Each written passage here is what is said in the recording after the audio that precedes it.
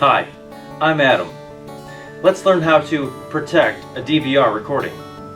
After 6 months, your DVR recordings will automatically delete themselves, so we need to learn how to protect them. Let's start by grabbing our remotes. The first step is to press the STB button on the remote. The next step is to find and press the list button located near the top of the remote.